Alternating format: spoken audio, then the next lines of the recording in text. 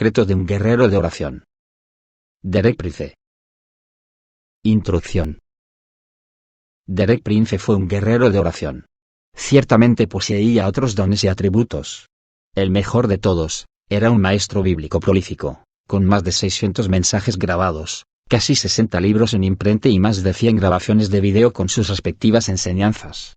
Era un maestro bíblico que poseía una tremenda profundidad. Derek también fue un esposo amoroso, durante un lapso de 53 años, de 2 esposas que partieron ambas antes que él hacia la gloria. Se casó por primera vez, siguiendo la notable dirección del Señor, con Lydia en 1945 e inmediatamente se convirtió en padre de 8 hijas adoptivas. Jessica, su 9ª hija, se añadió a la familia mientras él y su esposa realizaban una labor ministerial en Kenia. Lo irónico en cuanto a su familia inmediata es que fue criado como hijo único en la privilegiada cultura británica, y era un soltero de 30 años de edad cuando se casó. Su matrimonio con Ruth ocurrió en 1978, 3 años después de que Lydia falleciera, y también como resultado de la especial dirección divina al respecto. Derek también fue un filósofo y un brillante erudito con logros académicos que podrían llenar una página. Otra experiencia excepcional para él fue prestar servicios en una unidad médica en el desierto del norte de África durante la Segunda Guerra Mundial, inmediatamente después de su conversión. Derek hablaba con fluidez varios idiomas. Leía su Nuevo Testamento en el griego original y también dominaba el hebreo. Su conocimiento y brillo intelectual abarcaba un amplio espectro. En muchos aspectos era un genuino renacentista, aunque probablemente él no consideraría tal afirmación un elogio. Se podría hacer una larga lista de los acontecimientos y logros singulares de la vida y ministerio del Señor Prince, así como de sus roles: maestro, escritor, esposo, padre, pionero y líder espiritual en muchas actividades cristianas. Otra vez hay que decir que él no se hubiera sentido complacido de figurar en esta lista porque consideraba que lo que él fue y logró debía acreditarse al Señor. Pero de todos sus roles uno debe destacarse: Derek Prince fue un guerrero de oración. Un pastor contaba que él y su esposa disfrutaron un almuerzo con Derek y Lydia a comienzos de la década del 70. Durante la charla, de una manera muy natural, Lydia codeaba a su esposo y le decía: «Pienso que debemos orar por Jim y Janice». Entonces oraban por breves instantes. Minutos después volvía a decir: «Oremos por Frank y Betty». Cada vez Derek hacía una pausa en la conversación, tomaba la mano de su esposa y elevaba una oración sencilla y directa y luego retomaba la charla. Según ese pastor, esta fue una cita poco común para él y su esposa, pero de ninguna manera fue desagradable. La oración era algo natural y frecuente para Derek y Lydia, y luego fue lo mismo con Ruth. Derek Prince fue un guerrero de oración. Definición de los términos. La declaración suscita una pregunta: ¿qué es exactamente un guerrero de oración? La mejor forma de responderla de manera definitiva es leyendo el libro que tiene en sus manos. El factor que complica las cosas al empezar el proceso de respuesta proviene del estado actual de la oración en la Iglesia. Guerrero de oración es una frase familiar en los círculos cristianos que se expresa con frivolidad. Se utiliza para describir a alguien con suficientes agallas para bombardear las puertas de los cielos con peticiones y declaraciones espirituales. Como usted lo verá a través de la lectura de este libro, Derek no tenía un concepto displicente de lo que es ser un guerrero de oración. Un buen ejemplo de esta afirmación es la declaración de un líder de alabanza en una reunión hace algunos años, quien en un momento de entusiasmo dijo: «Estoy tan emocionado esta noche. Me siento capaz de apagar el infierno con un cubo de agua». Derek, que además de otros rasgos poseía un maravilloso sentido del humor, hubiera reído con nosotros ante tal exclamación. Pero cuando se trataba del tópico de la oración, él era cualquier cosa menos displicente. Una declaración asombrosa. Estamos insistiendo en este enfoque frívolo del guerrero de oración por algo que Derek dice justo al principio de este libro. De hecho, es algo que podría causar molestia. En el primer párrafo del capítulo 1, la primera afirmación que hace suena bastante ligera, frívola y egoísta, incluso petulante. En efecto, al leerla o oírla por primera vez, Derek la repetía constantemente cuando enseñaba sobre la oración: se puede reaccionar negativamente. Esta es su afirmación: «Por mi parte, me encanta orar, y lo que es más, obtengo aquello por lo cual oro». A primera vista esa afirmación parece bastante ligera. Pero él va aún más allá con su siguiente promesa: «Eso precisamente es lo que voy a enseñarle en este libro, a lograr lo que pide cuando ora». Todo esto parece peligrosamente similar a la forma de pensar que prevalece en algunos círculos cristianos, en donde encontramos la mentalidad facilista de que la oración es como echarle la moneda a la máquina y sacar la barrita de caramelo. La imagen desagradable que llega a la mente es la del hijo malcriado que suplica, halaga, o hace un berrinche hasta que Dios se rinde y conceda la petición. Por desgracia, Ese tipo de actitudes y enfoques sobre la oración son demasiado comunes entre los cristianos en nuestros días. Por esa razón es que este libro será tan útil. En los capítulos que usted va a leer, Derek no nos enseña cómo hacer que las oraciones desesperadas y egoístas tengan respuesta, sino cómo alinearnos con el Señor en la actitud y en la vida práctica, de una manera en que oremos con humildad y, por lo tanto, podamos obtener no simplemente lo que nosotros deseamos, sino lo que en últimas es el deseo de Dios para nosotros. Pongámonos en línea con el Señor. El Salmo 37:4 expresa muy bien este concepto: deleítate a sí mismo en el Señor, y Él te concederá las peticiones de tu corazón. Algunos cristianos consideran esta promesa como una invitación a hacer peticiones egoístas. En efecto, muchos creyentes la han malinterpretado pensando que Dios nos dará cualquier cosa que queramos, cualquier deseo trivial que nos llegue repentinamente. Pero un amigo de los ministerios Derek Prince hizo una observación que concuerda totalmente con lo que Derek enseña en este libro. Su conclusión fue la siguiente: al deleitarnos en el Señor nos alineamos tan estrechamente con su voluntad y sus deseos que lo que terminamos pidiendo en oración es precisamente lo que Él desea para nosotros. Ni más ni menos. Eso difiere mucho del cuadro del hijo malcriado que ya mencionamos. Derek deja bien en claro a través de su libro que hay condiciones que cumplir, hábitos que se deben establecer, y claves comprobadas para tener seguridad al orar, y que cuando cumplimos con esas condiciones vemos los resultados en la oración. Esa es la misma clase de efectividad que Derek vio durante toda su vida porque fue un guerrero de oración. Los secretos de su vida de oración ya no son secretos.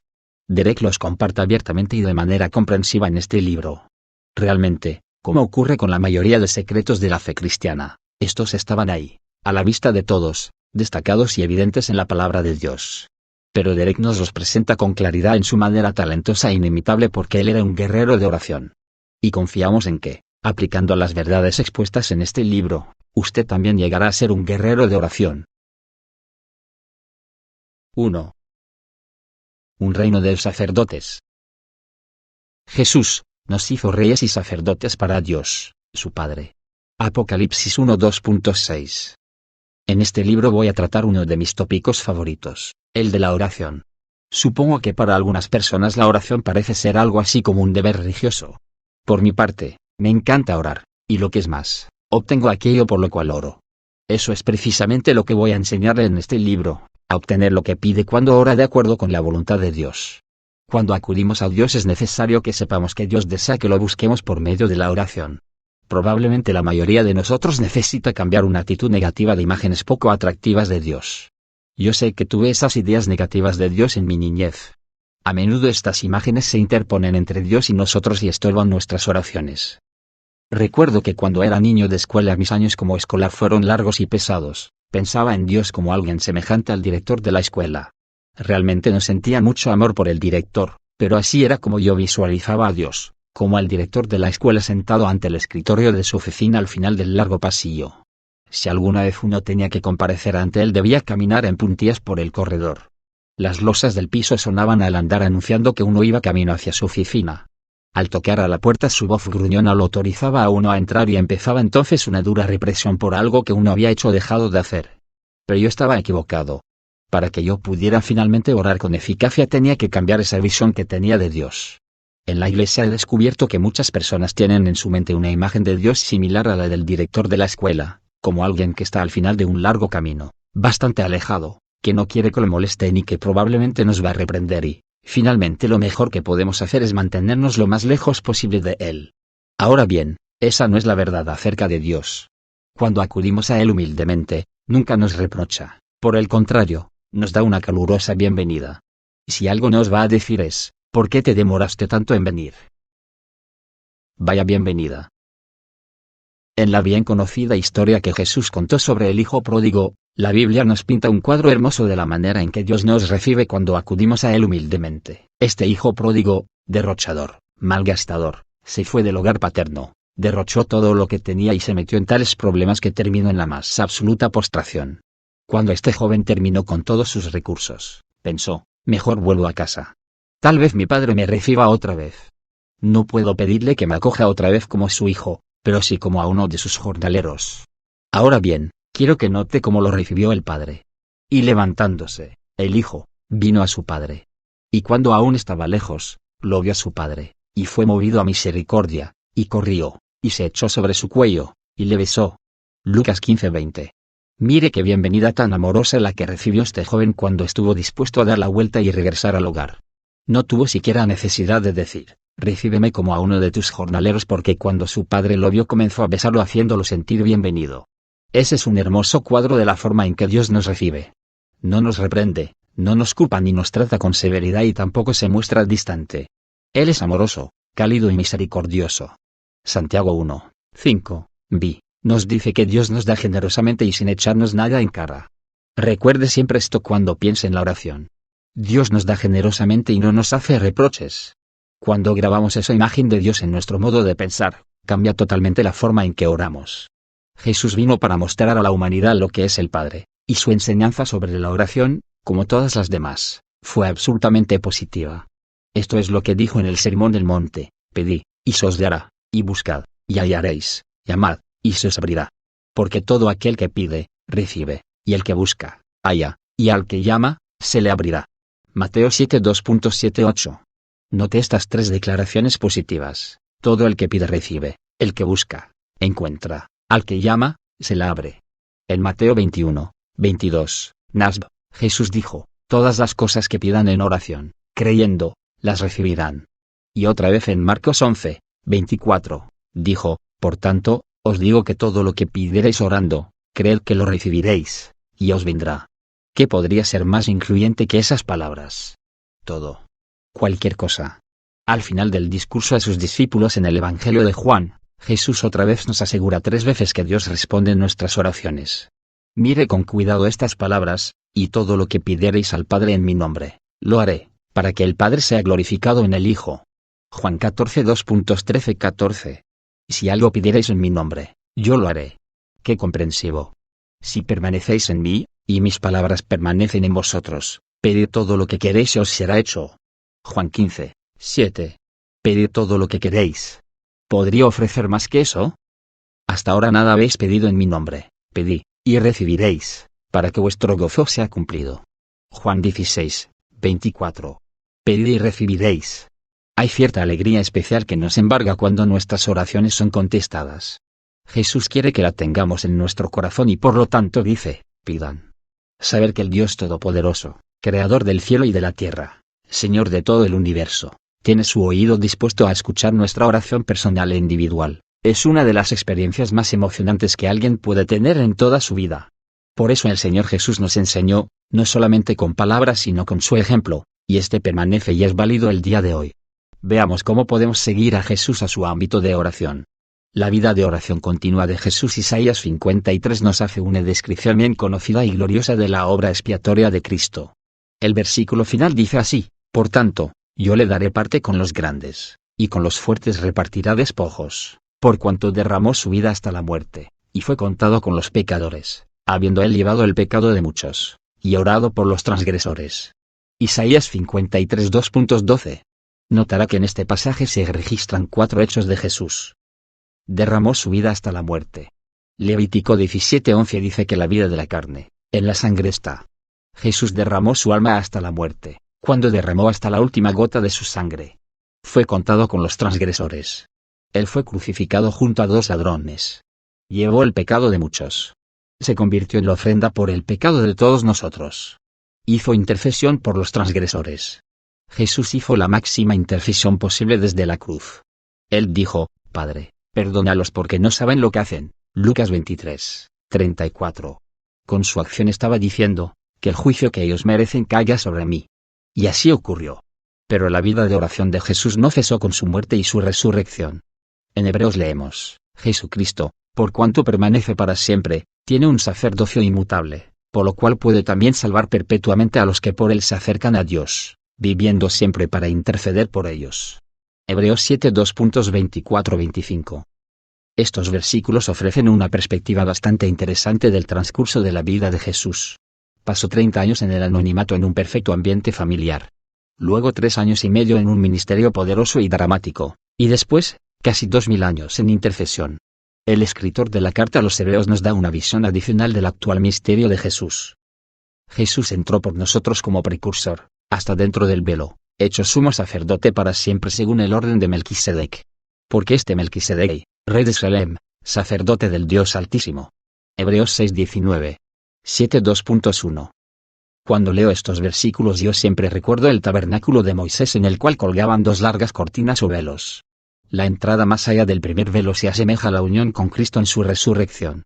Es aquí donde tenemos los 5 ministerios del cuerpo eclesiástico: apóstoles, profetas, evangelistas, pastores y maestros.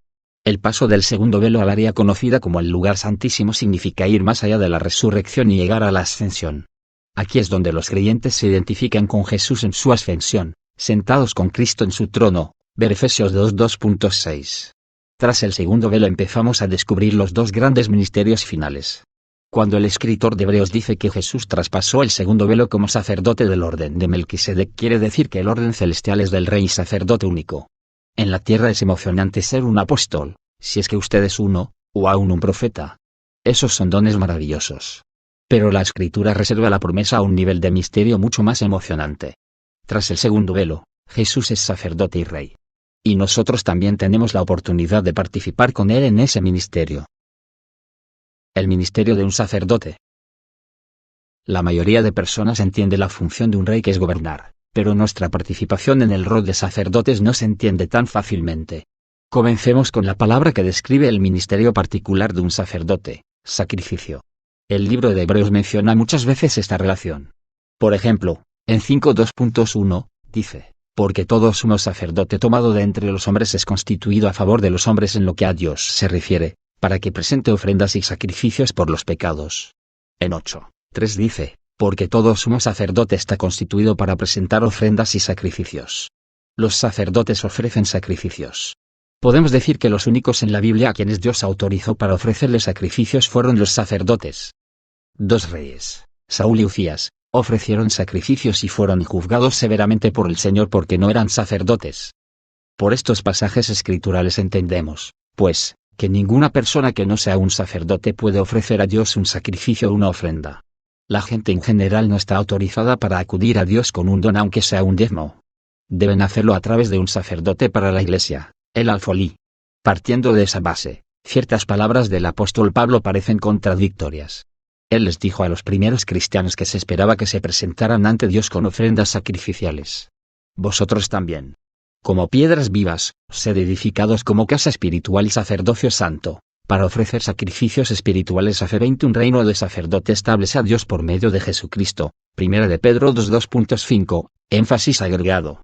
Es claro que aquí el verbo es ofrecer, y el sustantivo, sacrificios, 2 palabras que se relacionan y son inherentes al oficio de sacerdote. La mayoría de los primeros cristianos no eran sacerdotes, ni lo somos nosotros, mucho menos sacerdotes levíticos. ¿Cuál es, pues, el significado de esta escritura? La respuesta la encontramos otra vez en el ejemplo establecido por el Señor Jesús. Un sacerdocio mayor. Durante el tiempo que estuvo en la tierra Jesús no fue un sacerdote levítico. El escritor de Hebreos lo expresa con bastante claridad: si estuviese sobre la tierra, ni siquiera sería sacerdote, habiendo aún sacerdotes que presentan las ofrendas según la ley. Hebreos 8:4. Jesús no descendía de la tribu de Leví, por lo tanto no tenía derecho de ofrecer sacrificios como parte del sacerdocio levítico. Jesús tuvo un tipo diferente de sacerdocio que se describe en Hebreos capítulos 6 y 7. Miremos otra vez estos versículos que cité hace poco. Jesús entró por nosotros como precursor, hasta dentro del velo, hecho sumo sacerdote para siempre según el orden de Melquisedec. Porque este Melquisedec, rey de Salem, era sacerdote del Dios Altísimo. Hebreos 6:19, 7:2.1. No es necesario decir más. El nombre Melquisedec en hebreo significa rey de justicia. Su nombre lo mostraba como rey, y su posición era sacerdote de Salem, que significa paz. El suyo es el primer sacerdocio que se menciona en la Biblia. Ver Génesis 14:18. El sacerdocio levítico que estableció la ley de Moisés fue un sacerdocio inferior. El sacerdocio permanente y eterno fue el de Melquisedec, de cuyo orden es el sacerdocio de Jesús. Es interesante notar que Abraham ofreció sus diezmos a Melquisedec, y a su vez este le dio a Abraham 2 cosas, pan y vino. En la última cena, cuando Jesús tomó el pan y el vino y lo dio a los discípulos, lo que dijo en efecto fue: en estos elementos ustedes ven reinstaurado en mí el sacerdocio de Melquisedec. Estas 2 prácticas, el diezmo y la comunión, son las ordenanzas más antiguas en el servicio sacerdotal del Señor en la Iglesia. Puesto que Jesús fue un sacerdote, aunque no del orden levítico, ofreció sacrificios cuando estuvo en la tierra. Cuando nos remitimos al libro de Hebreos vemos el sacrificio que ofreció y cómo este se aplica a nosotros. Aquí su autor cita el Salmo 110, como también dice en otro lugar, tú eres sacerdote para siempre, según el orden de Melquisedec. Y Cristo, en los días de su carne, ofreciendo ruegos y súplicas, con gran clamor y lágrimas. Hebreos 5, 6, 7. Esas palabras, tú eres sacerdote para siempre, según el orden de Melquisedec, se aplicaron a Jesús. Tenemos entonces los tres sacrificios sucesivos de Jesús en su rol sacerdotal. Primero, sobre la tierra ofreció ruegos y súplicas con gran clamor a Dios. Segundo, sobre la cruz se ofreció a sí mismo. Y tercero, en los cielos ejerce continuamente el ministerio sacerdotal de la intercesión. Sigamos el ejemplo de Jesús. Este ejemplo de Jesús muestra qué es lo que Dios quiere que lleguemos a ser. Las siguientes palabras se encuentran en el libro de Apocalipsis, al que nos amó y nos lavó de nuestros pecados con su sangre, y nos hizo reyes y sacerdotes para Dios, su Padre. A él sea gloria e imperio por los siglos de los siglos. Amén. Apocalipsis 1:2.5-6. Mediante el perdón de nuestros pecados y la limpieza por la sangre de Jesús, hemos llegado a ser parte de un reino de sacerdotes. Otras traducciones dicen reyes y sacerdotes o un reino de sacerdotes. Sin embargo, se ha dicho que podemos acoger dos de las más altas funciones que el ser humano tiene a su disposición. El destino que Dios ha señalado para su pueblo y el propósito divino es que sea un reino de sacerdotes. En la práctica, ¿qué significa para nosotros ser reyes y sacerdotes? Como reyes se supone que gobernemos en su reino, como sacerdotes debemos ofrecer sacrificios. Pero note la relación específica, un reino y sus sacerdotes, o un reino de sacerdotes. El pueblo de Dios no es uno de los dos. Como miembros del reino, es responsabilidad nuestra gobernar el mundo para Dios. Pero solo cuando aprendemos a ministrar como sacerdotes podemos hacerlo así. ¿Qué tipo de sacrificios espirituales espera Dios que ofrezcamos? Tal como Jesús ofreció oraciones y peticiones durante el tiempo que vivió sobre la tierra, así debemos hacerlo nosotros. Cuando aprendemos a orar, entonces estamos calificados para gobernar. ¿Lo está llamando Dios a usted? Hace algunos años me convertí en ciudadano estadounidense. Llegué a hacerlo por mi propia decisión. Créanme que sopesé esa decisión con mucho cuidado. Y aunque podía prever la tremenda posibilidad de que el juicio de Dios caiga sobre los Estados Unidos por haber abandonado sus leyes, decidí que quería identificarme con esta nación, para bien o para mal. La decisión de comprender el poder de la oración y de ocupar su lugar como una persona del reino de Dios no es de menor importancia. Piénselo. ¿Está dispuesto a decir, Dios, si puedes hacerme un sacerdote en tu reino, estoy dispuesto a pagar el precio? Permítame decirle que no existe un llamamiento superior. Cuando usted ora llega a alcanzar el trono mismo de Dios. Los demás quizás no lo vean porque usted está tras el segundo velo, pero su vida contará para Dios y será importante para Él ahora y por la eternidad. Tal vez usted no se considere una persona fuerte en la oración, pero si se ofrece a sí mismo a Dios, Él hará con usted lo que desea. Ello probablemente implicará ciertos cambios en la forma en que usted hace las cosas, pero la diferencia será una oración contestada. En realidad no es algo difícil sino algo muy práctico. En este libro aprenderemos cómo acercarnos a Dios de acuerdo con los requerimientos bíblicos para que la oración sea contestada. En este libro conoceremos muchos tipos de oración tales como la de petición y la oración que reclama algo. Entenderemos el lugar de la guerra espiritual. Apren 24 Un reino de sacerdotes veremos cómo conocer la voluntad de Dios y orar para que ella se cumpla. Es posible orar con confianza. Recuerde que Dios quiere que oremos y que obtengamos lo que pedimos. Mi oración es que Dios lo bendiga en este llamado, que mantenga su mano sobre usted y que lo guíe por sendas de disciplina e instrucción. Que lo convierta en la persona que usted le ha prometido ser. ¿Listo? Entonces continuemos.